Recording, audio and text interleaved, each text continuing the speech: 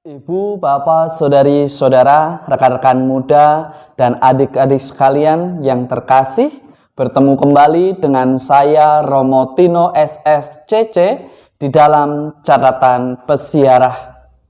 Di dalam perjalanan kehidupan kita tentu menyadari bahwa pertobatan dan evaluasi diri menjadi suatu jalan untuk memperbaiki diri dan menjadi lebih baik.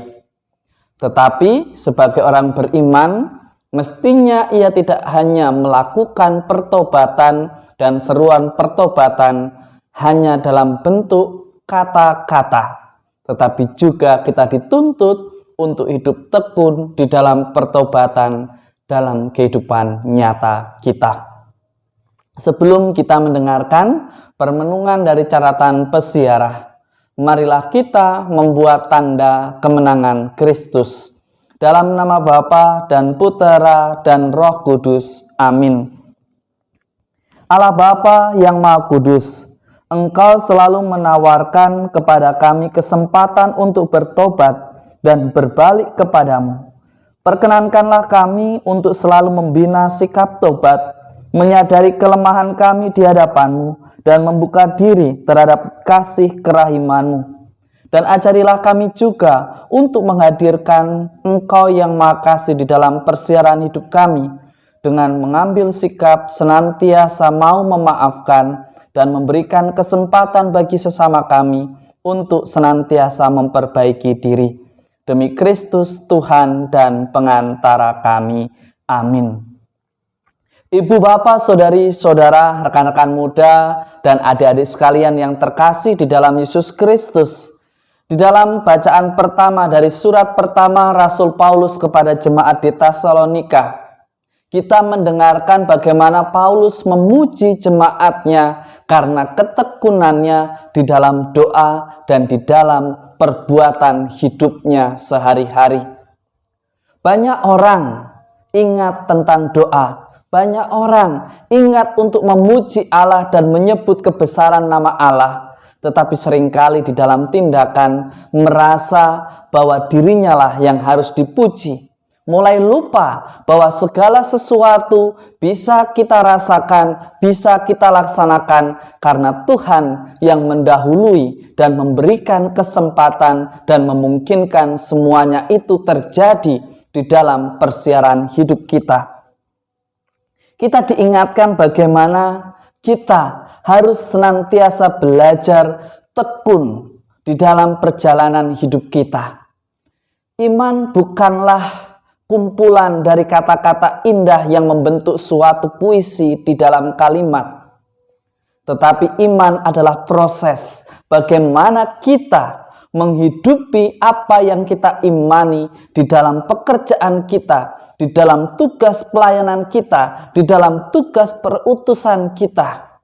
Hendaknya kita hidup sebagai orang beriman yang Allah kehendaki, tidak hanya di tempat ibadah, tetapi di mana saja kita menjadikan diri kita sebagai tabernakel hidup, di mana Allah diperkenankan bertahta dan merajai hati kita di dalam lembaran hidup kita.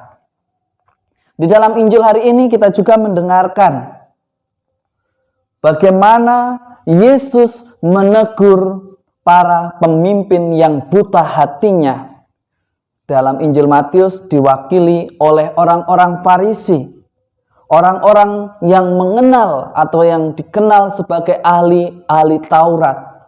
Yesus mengkritik mereka yang tahu hukum, mereka yang tahu ajaran tentang agama, mereka yang menyerukan tentang Allah yang Maha Besar, Allah yang begitu penyayang.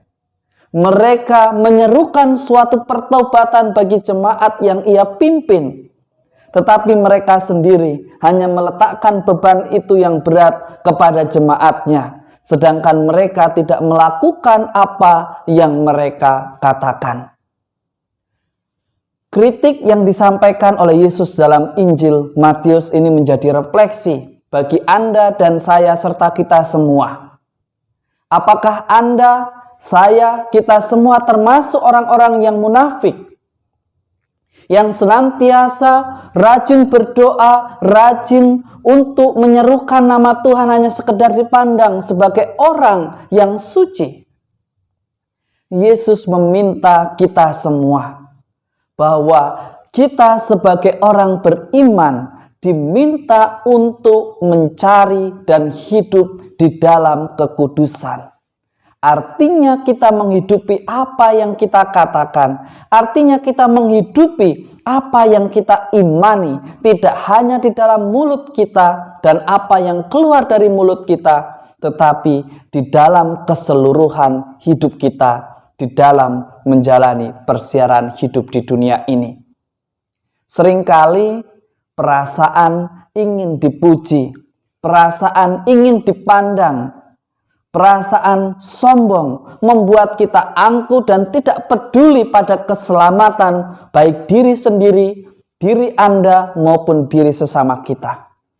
Orang beriman senantiasa bijak dan senantiasa mau belajar dan berproses apa yang baik di mata Tuhan dan bukan apa yang menyenangkan diri kita yang sementara sifatnya. Semoga berkat Tuhan senantiasa melindungi dan memberkati kita semua dalam nama Bapa dan Putera dan Roh Kudus. Amin. Ibu, bapak, saudari, saudara, rekan-rekan muda, dan adik-adik sekalian yang terkasih, kemunafikan tidak akan pernah membawa diri Anda, saya, kita semua pada suatu kesucian. Kesucian akan kita capai ketika kita bertekun di dalam kesetiaan, di dalam kepercayaan, di dalam hidup iman kita. Tuhan memerlukan suatu kejujuran dan bukan kemegahan yang berdasarkan kemunafikan. Mari kita awali pekan ini dengan hidup tekun, setia, dan bertanggung jawab atas tugas yang diberikan kepada kita. Selamat beraktivitas, Tuhan memberkati. Amin.